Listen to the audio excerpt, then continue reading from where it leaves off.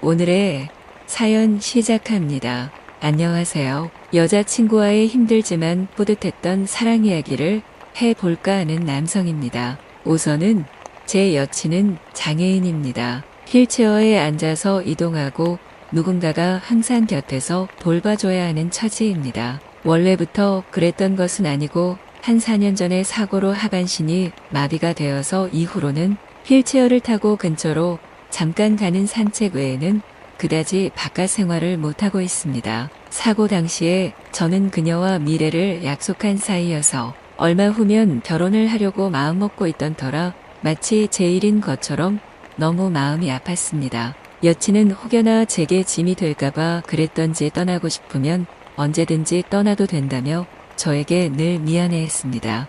여친은 몸이 그렇게 되었기에 부부 생활을 원활하게 하기가 어렵다는 의사의 이야기를 들었고 그런 이유로 아이를 낳는 것은 더욱 힘이 드는 일이라는 말도 덧붙여서 들었습니다. 여친의 집에서는 저에게 골래를 씌우기가 싫다며 다른 여자를 만나서 가정을 꾸리고 원만한 인생을 살아가라고 진심으로 제게 충고를 했습니다. 하지만 저는 그럴 수가 없었습니다. 여친과 저는 10여 년을 만나왔고 우리가 철모르던 청소년기부터 사랑을 꼭 키워온 사이였기에 삶에 예민하고 소중한 시절에 힘들거나 기쁜 추억들을 오롯이 담고서 지금에 이르렀기 때문입니다. 우리는 둘 다 서로를 배려하고 지극정성으로 사랑하며 꿈을 키워왔습니다. 서로에게 한 번도 실망을 안겨주지 않은 채 그때껏 잘 지내왔는데 돌연 여친에게 닥친 불행 앞에서 제가 나 몰라라 하면서 돌아설 수는 없었던 것입니다.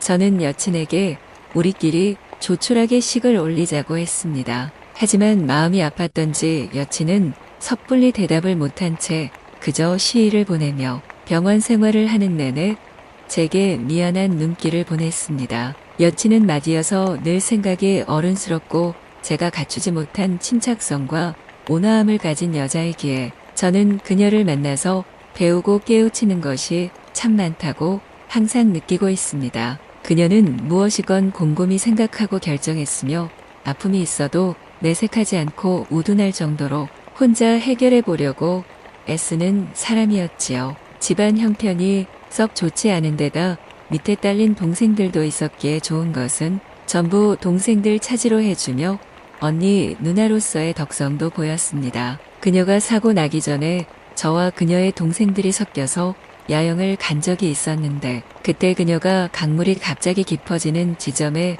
발을 잘못 들여서 풍덩대며 난리가 난 적이 있었습니다. 수영도 못하는 그녀에게 그런 상황은 너무 끔찍하고 힘들었을 텐데 싶어서 지금 생각해도 너무 아찔하기만 합니다. 그 당시에 다들 그녀와 멀리 떨어져서 놀기 바빴고 매미 소리와 거센 강물 소리 때문에 우리는 그녀가 외치는 소리를 듣지도 못하고 있었습니다. 그러다가 그녀가 거의 기절한 상태에 이르렀을 때에야 제가 발견하고는 얼른 가서 구해냈던 것입니다. 다행히 아무 탈 없이 그녀는 의식을 회복했고 잠깐 누워 있다가 가뿐하게 일어났습니다. 그날 저는 그녀 없이는 제가 인생을 살아갈 수가 없다는 것을 극심하게 깨달으며 이후로는 무슨 일이 있어도 그녀에게 힘든 일은 주지 않으려 노력해 왔습니다. 그런데 저의 그런 지극한 바람과는 달리 그 교통사고로 너무 힘든 시련이 우리 사이에 나타나 버렸던 것입니다. 그래서 저는 매일 퇴근하면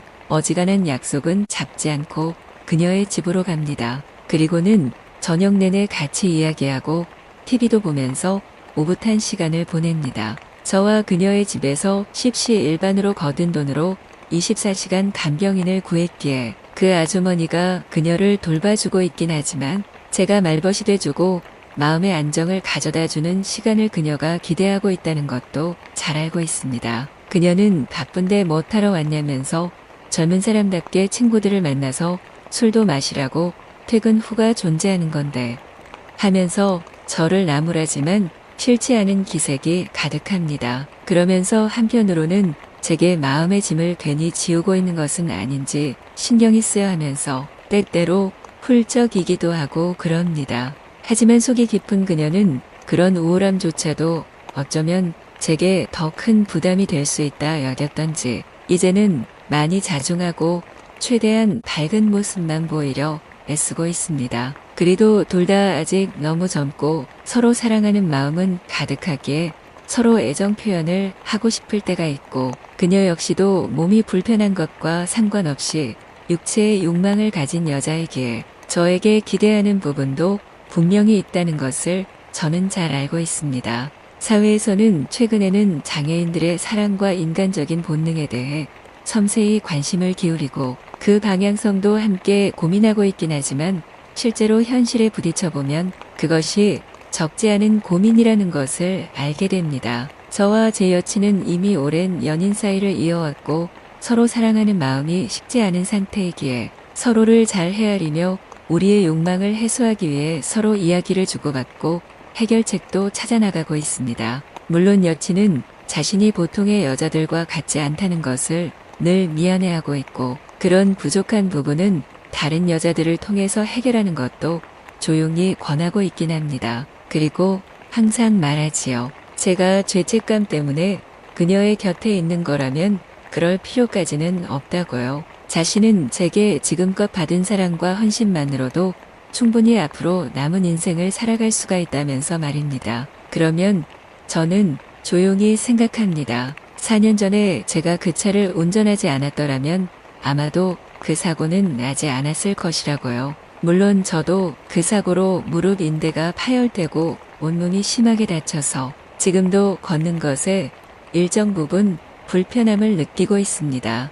하지만 자세한 내막을 이야기하기 전에는 아무도 저의 불편함을 알지 못하고 불행 중 다행으로 겉보기에도 전혀 멀쩡해 보이긴 합니다. 그러기에 제 마음에 남은 그늘은 저보다 많이 다친 그녀를 향한 미안함과 가슴 아픔이 더 진하게 드리워져 있는 것입니다. 평생 휠체어 생활을 해야 하고 여자로서의 인생도 힘들어져 버린 여친을 제가 버리고 떠날 수 없다는 것, 그건 말입니다. 아마도 우리가 결혼을 하고 이후에 아기를 원한다면 여러 가지 의학적 기술을 이용해서 아이를 가질 수 있는 방법을 생각해 볼 수도 있다고 의사가 말했습니다. 하지만 그렇게 된다면 대리모에게 착상되어 10달간을 지내다 온 아기를 맞이할 수도 있겠지요. 한 번씩 그런 이야기를 진지하게 하면서 우리는 적극적으로 삶의 방향을 찾아나가려고 애를 쓰고 있습니다. 제가 일평생 후회하지 않을 수 있을지,